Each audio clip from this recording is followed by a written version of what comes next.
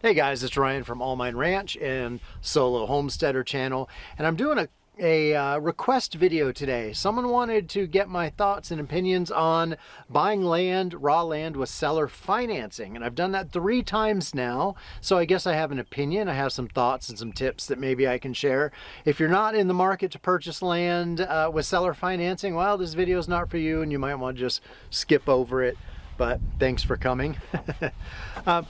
So the first time I ever bought raw land, let me back up. I do have a background in real estate. I did hold a real estate license in Arizona back in 2006 and 7, 8, somewhere in that time frame. I was mostly buying and flipping houses up in the Phoenix area and then later towards Florence and Coolidge, and it was just helpful to have a real estate license. But I had never bought in raw land. I'd only bought in single family residences. When I found the parcel I'm on now, I let my license lapse, haven't had it for a long time. So with all this to say, I'm not a real estate expert, I'm not licensed, this is not advice, this is just entertainment. But when I found the parcel on Zillow that I bought, the first main parcel that has my tiny house on it now where I'm sitting, that was with seller financing. And then a few months later, another 9 acres came available immediately to the east across the dirt road. Sort of an adjoining parcel, except for the fact that there's a dirt road. And I bought that with seller financing, still paying that off as I am with the first parcel. And then, of course, if you've been with me for any length of time, you know that I recently just bought another 9 acres to the west. So I now have 3 adjoining parcels, and that one was also with seller financing. So that's the extent of my experience, and they were 3 different sellers. I did use the same escrow company and title agency and loan servicing company for all of that, which I will get into. So with that in mind, if you still want to hear what I have to say, based on my limited experience buying 3 parcels all in Cochise County, keep watching. All right, so first things first, how do you find land that offers seller financing? Well, there's not really one way. Yes, it's true there are websites and YouTube channels that do nothing but review and list out raw land that has financing options that come with it. But those are usually companies that buy parcels of land, subdivide them, and then finance them out to people. So that's not really seller financing in the sense that it's not an individual that you're dealing with, it's a company. Yes, they are. The company is the seller, so technically it's seller financing, but it's not like a person-to-person transaction. It would be you dealing with the business. So that's not really what I'm talking about here. What I'm really talking about is an individual owns some land. For whatever reason, they don't want it anymore. They put it on the market, and they either know up front they're willing to offer seller financing, or a period of time has gone by and they've gotten no offers or weak offers, and they realize, maybe I should offer seller financing to increase the buyer pool. And why would they do that? Well, lots of parcels of land don't really qualify for traditional loans, especially raw land. Most banks and mortgage companies and all of that, they don't touch raw land. You can get construction loans maybe if you plan to construct, but here in Cochise County, with the opt-out permit situation, most people are, pairs of flies are they're going crazy. Sorry if I'm distracted. But in Cochise County with the opt-out permit, the type of construction that's often being done on that land isn't conducive to a construction loan either. So sometimes seller financing really is the way to go. But a lot of sellers don't realize they're willing to do it until you ask them. So I found this first parcel with that had a shell of a house and a second outbuilding, a first outbuilding, that was just really a steel container, much like the structures that the main house is based on.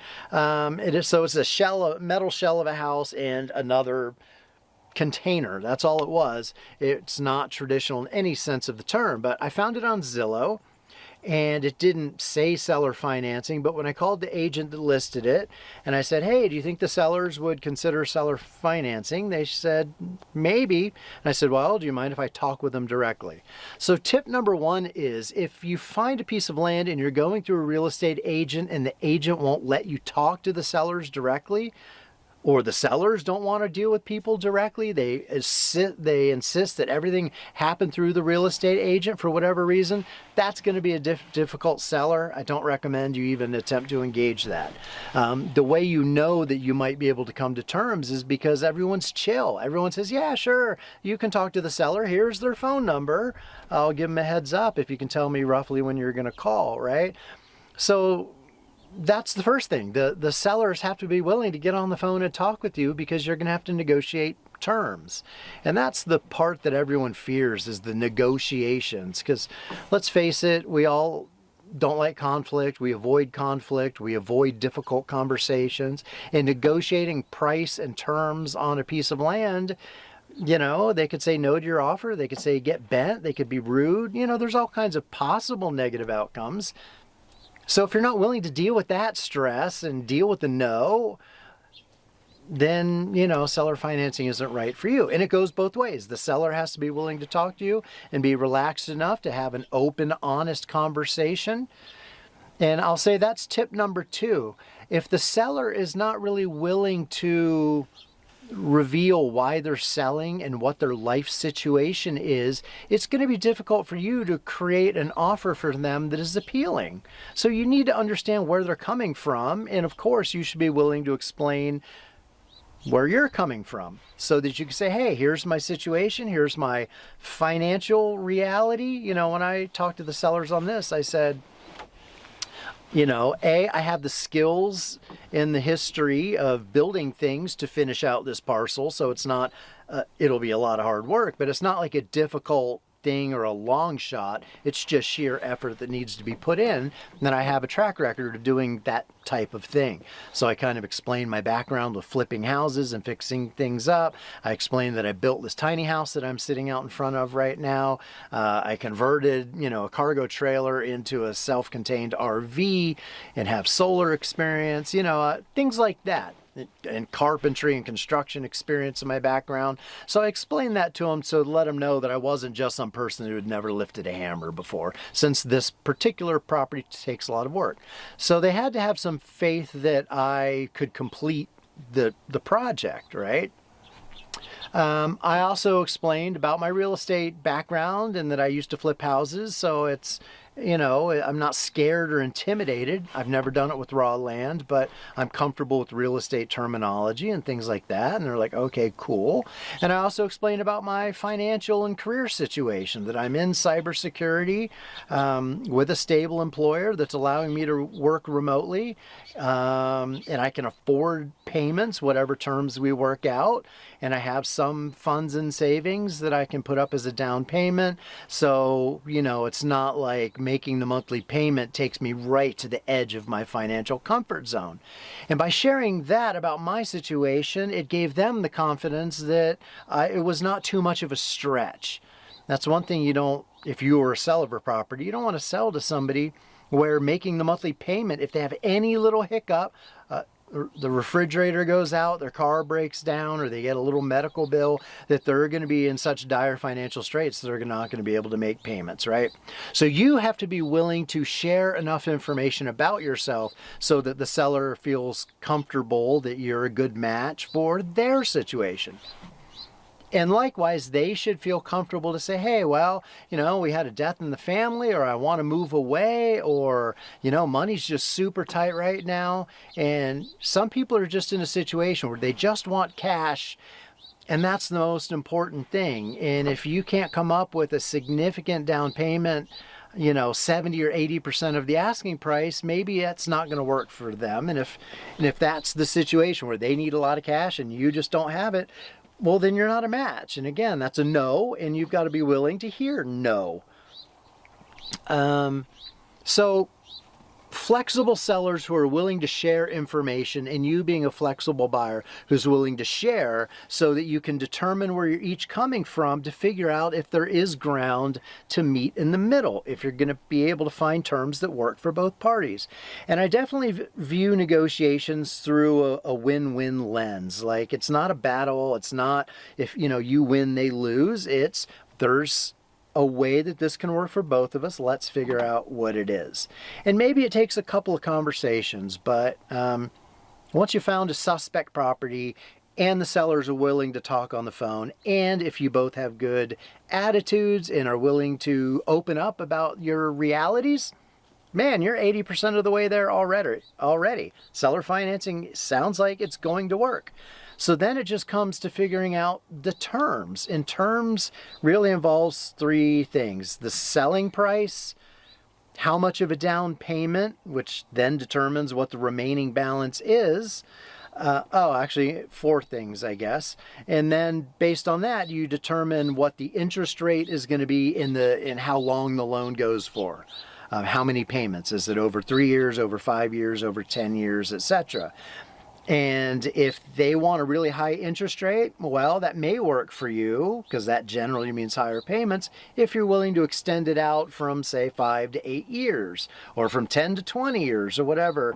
So you have to know how much you can afford, and you have to know, in a perfect world, how quickly you want to pay off your land. Like if you're trying to buy something, but the only way for it to work out is 20 years of payments and you're already 60 years old, yeah, that's probably not going to work. But if you're younger and you've got a decent income and you want to pay something off quickly, you say, look, I'll pay this off in like 5 years. But the only way I can do that is if you meet me halfway on the interest rate, right? And what I said to the sellers of this property is, I'm a big believer in I'll pay your price if you meet my terms. In other words, I won't haggle, I won't negotiate on the asking price. I will pay you full asking price, but I need a low interest rate and I need the payments spread out over a long enough period so that I can comfortably make the payments. And most sellers, I believe, if you tell them that you're willing to pay their asking price, they'd be like, dang, that's awesome. Or the converse could be true. They might say, well, we're flexible on our price, but we have absolutely minimum terms. The interest rate has to be 5% or higher, and you can't take any longer than 3 years to pay it off, right? But if you can do that, maybe they'll come down on the price a little bit. It's a matter of just having that conversation. And I think I said to the sellers, I will pay your price if you, meet my terms. And they said, well, what are your terms?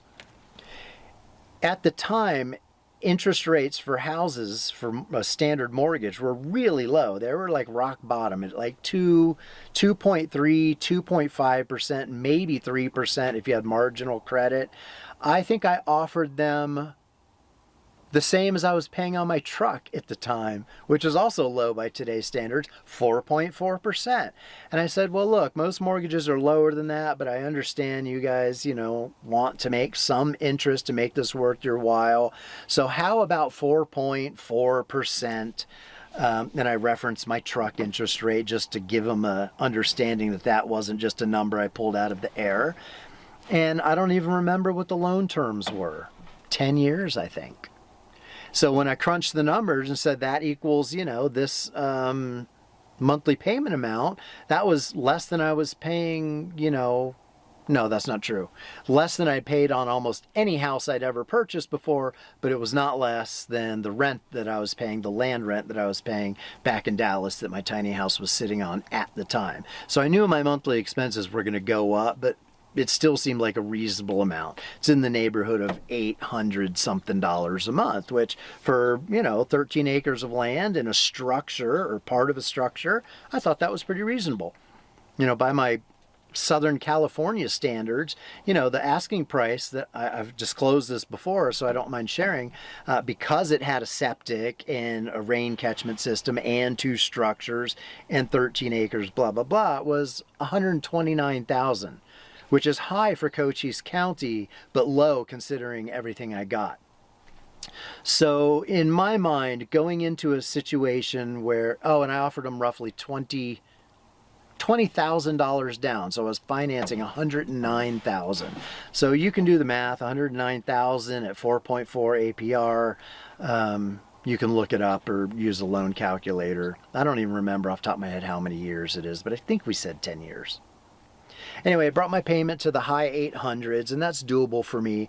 So I thought the price was reasonable, which is why I was willing to pay full price. And I thought the monthly payment would be reasonable given my income situation. And I knew I could finish the task.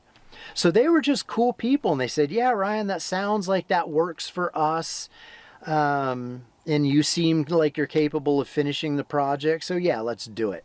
So then it was just a matter of escrow, writing it up. And if you, in Arizona, you can call up a major title company or escrow company.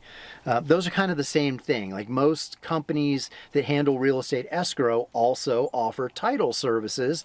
And for the bigger ones like Pioneer Title, which is the biggest one in this area, they also offer the loan servicing so that they collect the checks and distribute it appropriately.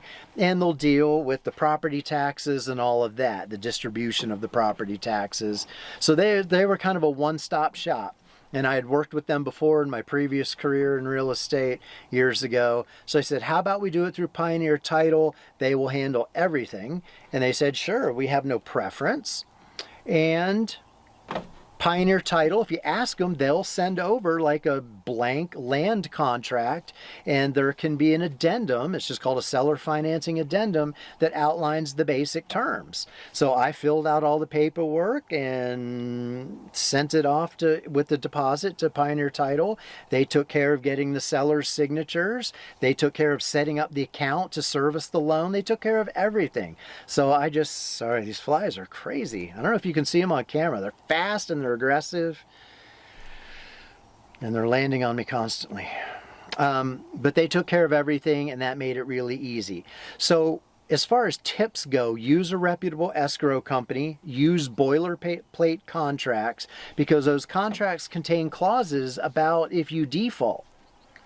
And in most states, the way it works for raw land is if there's seller financing, essentially when you enter into the contract and after you close, you own the land, but the seller has a lien against the land so that if anything happens, bankruptcy, death, divorce, that kind of a thing, or sale, they are first in line to collect on the balance of the land, right? So you're still the owner. They don't own it, even though they're offering you seller financing. Legally, it's totally yours, totally under your control. But the contract in those templates provided by a reputable escrow company will have all the right clauses and legalese that is pretty fair, that equally protects both buyers and sellers. And it also has clauses about what's a reasonable late fee, and how much that fee is and when does it kick in, that kind of a thing. So use a reputable title company, let them handle it. And the big tip here is not only that, but let that company service the loan. And if they don't service the loan, find a company to do the loan servicing. Don't get into a situation where you're sending a check directly to the seller and they're keeping an account, because then there's math involved with the compound interest and everything. And of course, if you do it that way, what happens when you pay off the land? Now you're dependent on the seller to release the lien and all of that. You don't want to take that chance. You want the title company, the escrow company, to handle all of that because they're a fair, neutral party, which is why they're an escrow company. Got my little list here. So I have on my list, are the sellers willing to chat? We covered that. Terms, interest rate, and down payment. I already touched on that, but let me I don't know, is there something about my head that is really attractive to houseflies? Is it my light colored hair, my pink scalp? I don't know, but I feel them landing over and over again. You're probably seeing it, but I can only feel it.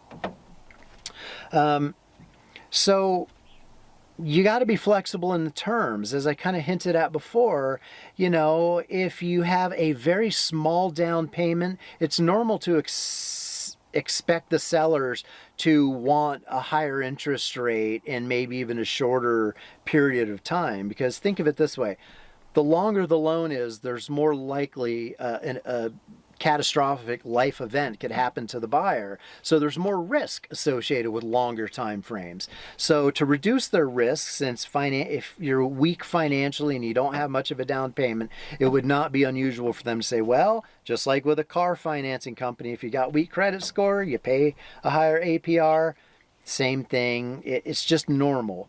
So expect to pay more and have a shorter duration loan in general if you have a smaller down payment.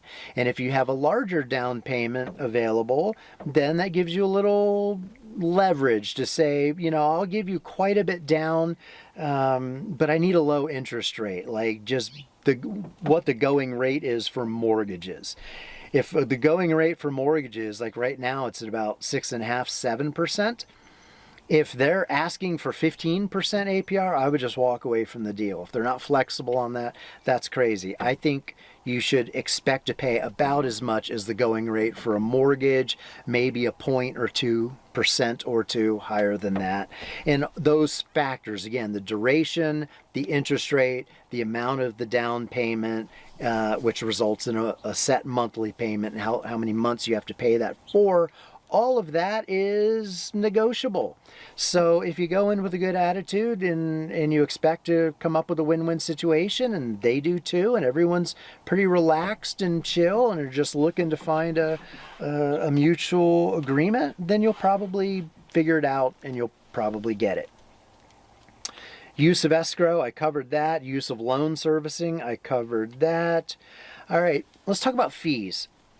Every locale is different as far as what is conventional or normal or standard when it comes to fees. There's fees on both sides of any escrow transaction. Usually the escrow fee itself, which can be $400 or $500, which goes to the title, you know, the escrow company, is split 50-50. The seller pays half, the buyer pays half. You're going to want a title insurance policy because for all you know, what if the seller sells the land twice on the same day? And I've seen that situation happen where someone commits fraud and they sell it to two parties on the same day. Well, if that happens and there's no title insurance policy, someone's going to be left out in the cold, and you don't want it to be you. So you absolutely want a title insurance policy, and it's normal for the sellers to pay that because what they're doing is guaranteeing that they haven't done anything fishy or unusual with the land, and they bought it under legit circumstances, and there's been a clear, normal chain of custody, all done legally over the past few decades or generations. And they need to warrant to you that they own it legally and they have full legal right to sell it. And the way they prove that to you is by providing you a title insurance policy. So it's somewhat normal for sellers to offer to pay that, but you could negotiate. You could offer to pay that yourself. You know, if your offer's weak and you want to say, but I'll pay for all the escrow fees, all the title fees, you know, all of that. That's another like negotiation point. But the title company or the escrow company should tell you what is customary in your area. And just because sellers own a piece of land in an area, it doesn't mean they actually know what's normal and customary. They could have inherited the property and have never even laid eyes on it.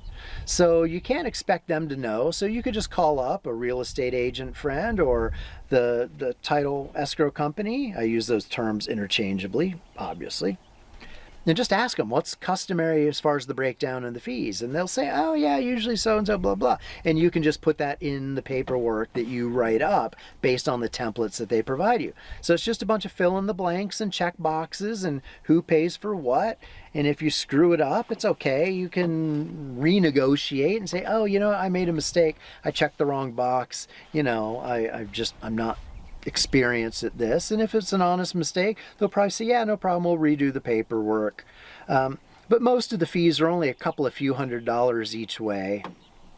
Now, one thing is about surveys. On the 3 parcels I bought, all from different sellers, I think I mentioned that earlier, I didn't get any of them surveyed because the county has the legal description of the property. So it, you know, says what section of the map it's on, how many feet are on each side, what easements exist. And ultimately the title company, when they're issuing an insurance policy, they'll give you some documentation that says, hey, there's an easement on 2 sides of X number of feet for utilities. There's setbacks you have to keep in mind. Your lot dimensions are such and such. And when it's flat land or low slope that doesn't have any crazy topology features, that's pretty straightforward. But if you're buying a mountaintop or a valley and the description is vague and it's never been surveyed, yeah, you may want to survey it, and that can be somewhat expensive. And if if there's not clear boundaries already defined, I think it's fair that the seller and the buyer split that 50-50, whatever the fee is. And again, you want to use neutral third parties. So don't say, oh, I have a friend who does that. And they shouldn't say, I know someone who does that, because that person could be biased or dishonest. So you can rely heavily on the escrow company to make a recommendation, or you can just call any real estate agent in the area, say, hey, do you know a good surveyor who's affordable and reputable and fair? And of course they will, and they'll, you just call that person up. So I didn't do that because I have a pretty good feel. The roads that define two sides of each property are really clear, and on both of the adjoining properties, it's my main parcel that adjoins it. So there's really only one side in question that adjoins or abuts somebody else's land, and that boundary could be in question. But it's open desert here; no one's built on it. If I were buying a lot wedged between two subdivisions or something like that inside city limits, that's a whole nother ballgame. I'm talking about a situation where you're buying rural land that's relatively flat and where development hasn't gone crazy, and where a couple of feet in each direction for your lot line, where there's not like a big expensive fence already existing, where someone may have to destroy that and rebuild it a few feet over. That could be expensive. I'm talking about raw land. So keep that in mind. And then last but not least, I'll say impound account. An impound account is the property tax account where you pay, in my case, $40 a month roughly towards property taxes. The escrow company holds that and builds it up, and then twice a year rather, they cut a check to the county to keep the property taxes current. And that's a good idea, because it would suck for the sellers if the buyer kept the loan, current and made the monthly payments, but failed to pay the property taxes, and the county started to foreclose on the land, and the sellers didn't know that because they were still getting their monthly payment. So that's why it's good to have the escrow company handle that and build it into the loan servicing. It might cost you an extra $10 a month fee for that, but it keeps everybody on the up and up. It keeps the sellers informed, so that if for whatever reason you weren't making that $40 a month property tax payment, and I'm just throwing that number out there because that's what mine is for each parcel roughly. If you didn't make it, they would say, hey, you're behind on your impound account. Do something about it. And if it got to be a problem, they would notify the sellers and possibly initiate the foreclosure process or the lien, process. So better just to avoid that. If there's a company that can service the loan and they offer impound accounts and they're willing to do it, I would say take advantage of that, even if there's a small monthly fee, because it keeps honest people honest, and that's what you want, including, well, first of all, the title company, if the seller were behind on the property taxes, you would figure that out real fast at the closing, because there's a debit and credit, system where everything that the sellers have already paid towards property taxes gets credited to you, etc., etc.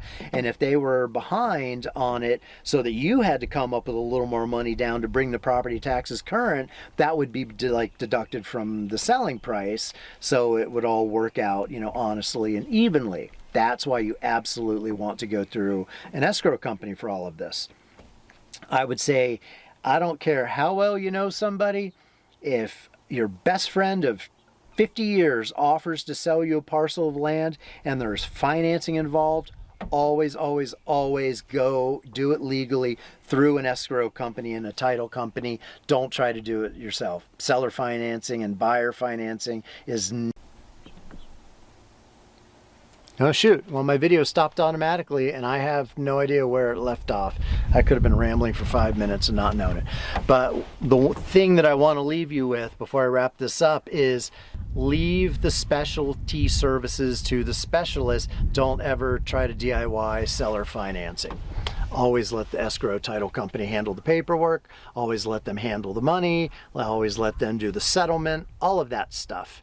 Issuing the title policy, And any seller who's not willing to use a well-known, reputable local title company, if they insist like, oh, no, I've got somebody I've used at XYZ title company down the road, I want them to handle it, be very nervous about that, be weary. Because just because it goes through an escrow company doesn't mean that they're always 100% unbiased.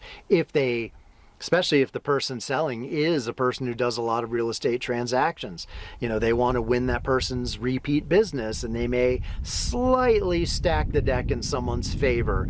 May not be the end of the world, but I think it's better to use a neutral third party. And if neither the buyer nor the seller has a strong opinion about who to use, just go with one of the, you know, a company that has a good reputation.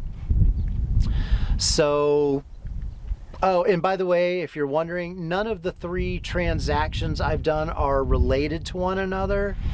In other words, they don't know about each other, and there's nothing wrong with that, but I shouldn't go and buy 10 parcels of land all with seller financing and stretch myself too thin financially so that I start, if I have an emergency or a problem, start defaulting on properties. Obviously, it's incumbent on the buyers to only enter into transactions that they feel comfortable that they can truly afford and not overextend themselves. And by buying 3 parcels of land on which I'm making, you know, monthly payments simultaneously, I'm stretching myself about as far as I want to stretch myself. I can still do it. I still am doing it, and I am still, sorry about the wind noise, I'm on an aggressive pay down schedule, but the sellers don't know about each other, and it's up to me to practice fiscal responsibility in that regard. So all 3 transactions were done completely distinctly from one another, even though Pioneer Title did handle all 3 transactions, but they were done in different time frames. The servicing of the loans is kept completely separate. I cut 3 separate checks with different account numbers on them, etc. So I'm a big fan of the seller financing. I wouldn't have been able to acquire now 31 acres out here in Cochise County to retire on if it weren't for seller financing. And I put as much down payment as I could.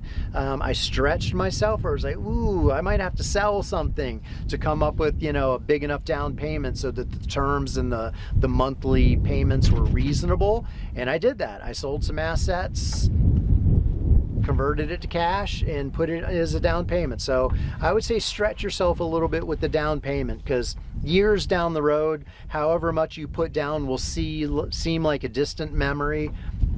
But the positive benefits of the smaller payment and paying off the land faster is generally, I think, worth doing. So even though in the short term it sucks to drain your savings account or sell your extra car or sell an ounce of gold or whatever you have to do, or Bitcoin, to make it happen, it is painful in the short term, but I think in the long run, just by reducing your monthly payments and putting up a stronger offer, it just works out better for everybody in general. Okay, that's it. I'm done talking. If you have questions, leave your comments, your questions as comments, and I'm happy to respond and share my experience and maybe give you some feedback. But people who out in Cochise County anyway, seller financing is common. It's not unusual. It works out probably 95% of the time. And I would urge you to investigate it. Why give profits to the banks or to the mortgage companies if you don't need to, right?